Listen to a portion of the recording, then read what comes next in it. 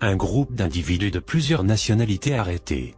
Les mis en cause étaient en possession de photos de structures sécuritaires algériennes et d'une importante somme d'argent en euros.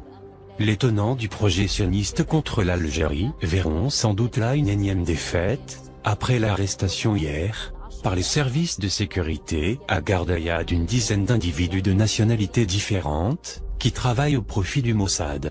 Armés d'un matériel de communication de haute technologie, ces espions qui ont été placés sous mandat de dépôt viennent de Libye, du Mali, d'Éthiopie, du Libéria, du Nigeria, du Kenya et de la Guinée. Leur mission n'est pas seulement l'incitation aux violences, mais la transmission de toutes les informations au centre de renseignement du Mossad, qui dispose d'agents en grand nombre aussi bien au Maroc, qu'en Libye et également en Tunisie, confie des sources très imprégnées des données de l'anti-espionnage. Ces espions se seraient mélangés aux réfugiés pour rejoindre le territoire national via les frontières algéro-maliennes ou algéro-marocaines en empruntant des pistes particulièrement connues par des passeurs, qui travaillent de concert avec des narcotrafiquants. L'entité sioniste a toujours considéré l'Algérie comme une menace et un pays fermement hostile à son existence, et sans aucun doute pour la participation de l'Algérie aux côtés de l'Égypte et de la Syrie en 1973 à la guerre de Kippour. On notera que l'Algérie est l'un des rares pays dans le monde qui refuse toute relation avec Israël. Les principes diplomatiques et historiques de l'Algérie nourrissent une culture anticoloniale, d'où cette solidarité avec la Palestine. Sous le règne de Chadli Ben Djedid, l'Algérie a été le premier pays à reconnaître l'État de Palestine. Elle payera cher cette reconnaissance avec une décennie noire, qui débutera par l'assassinat de Mohamed Boudiaf en 1992. Mais un autre motif est redouté par l'entité sioniste, ce sont à ne pas en douter, ses relations avec l'Iran. Avec l'avènement de ce qu'on appelle le printemps arabe, le Mossad pense avoir trouvé une aubaine pour s'infiltrer sur le territoire, en envoyant des émissaires peu informés sur les capacités des services de sécurité et qui sont à chaque fois démasqués. Les provocations ont commencé déjà avec l'histoire des Sukhoi et MiG-29 que l'Algérie avait acheté à l'enquête, avait déterminé selon le quotidien El Khabar que le service du Mossad israélien aurait mis la main sur le dispositif de transmission de données de ces avions de combat. Des manipulations qui auraient permis au service d'espionnage israélien d'obtenir toutes les informations liées au mouvement de ces MiG-29 pendant leur utilisation par les pilotes algériens.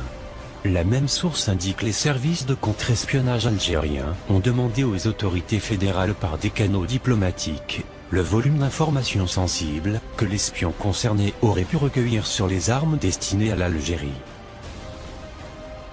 Il apparaît de plus en plus évident qu'Israël s'intéresse de très près aux contrats d'armement passés par le ministère de la Défense avec la Russie, comme la modernisation de la flotte de la marine ou les avions de chasse MiG-29 et les Sukhoi Su-30.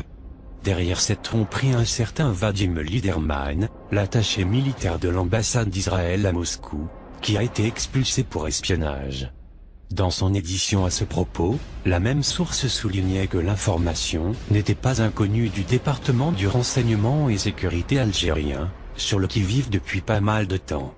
Elle a conduit les limiers du département du contre-espionnage à rouvrir le dossier des 15 avions de combat MiG-29 SMT, renvoyés, en 2008, en Russie et surtout demander aux autorités fédérales russes des précisions sur l'espion Vadim Liderman et le réseau d'espionnage israélien en Russie. Les services de sécurité du contre-espionnage ne sont pas à leurs premières arrestations. En 2013, 3 Marocains suspectés d'espionnage pour le compte d'Israël avaient été arrêtés en Algérie, alors qu'en 2014, c'est un Marocain originaire de la ville de Nador, qui avait été arrêté à Annaba, où il avait été poursuivi pour atteinte à la sécurité de l'État algérien et espionnage. En 2015, les services de sécurité avaient mis la main sur 4 autres hommes, pour espionnage près de Boulima, à une trentaine de kilomètres à l'ouest de Béjaïa. Les mis en cause étaient en possession de photos de structures sécuritaires algériennes et une importante somme d'argent en euros.